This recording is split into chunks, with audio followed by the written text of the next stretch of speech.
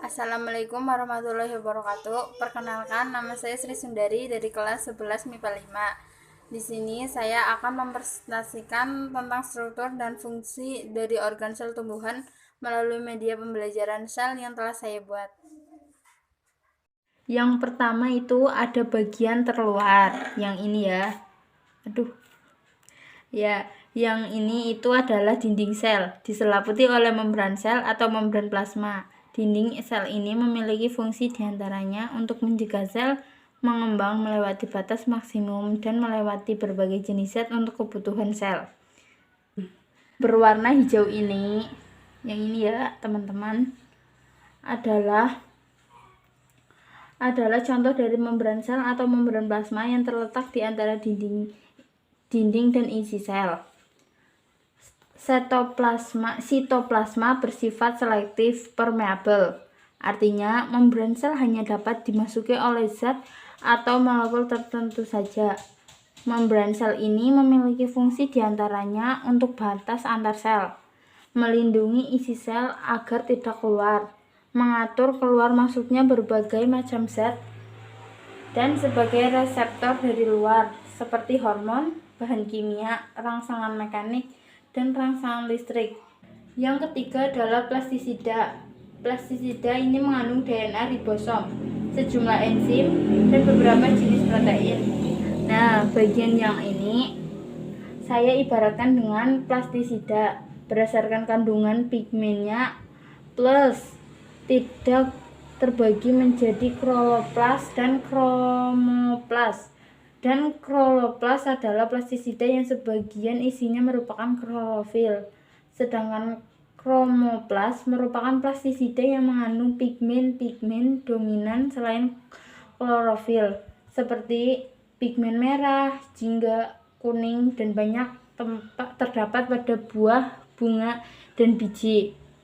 Memiliki fungsi diantaranya untuk fotosintesis dan mensistensis asam lemak dan terpek.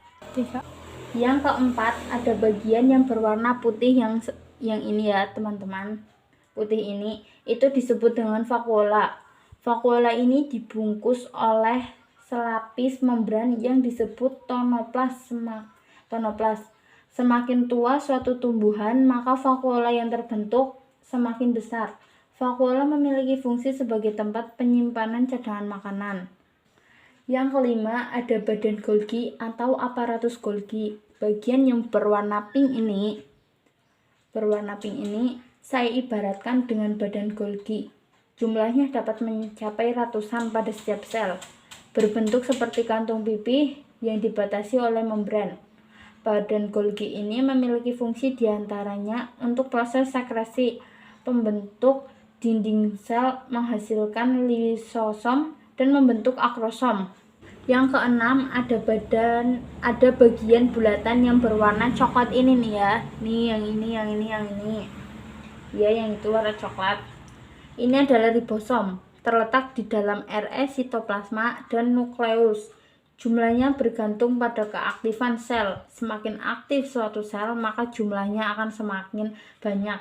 Ribosom ini memiliki fungsi sebagai tempat sintesis protein. 7 ada retikum endoplasma. Nah, bagian yang berwarna kuning ini dan ini itu adalah retikum endoplasma, terletak di dalam sitoplasma berdasarkan keberadaan ribosom. Terdapat dua jenis RE, yaitu retikum endoplasma kasar dan retikum endoplasma halus. Retikum endoplasma kasar merupakan RE yang terdapat ribosom berperan dalam pembentukan membran dan protein. Dan yang kedua adalah retikum endoplasma halus, merupakan RE yang tidak terdapat ribosom, berperan dalam pembentukan lemak, menetralisir racun, dan penyimpanan kalsium. Jadi ini yang bagian retikum endoplasma kasar, di mana terdapat ribosom, dan yang ini ya guys adalah retikum endoplasma halus. Fungsi dari RE ini sebagai tempat peletakan ribosom dan memperkaya senyawa protein hasil sintesis ribosom. Nomor 8 ada mitokondria. Nah, bagian ini dan ini itu merupakan mitokondria.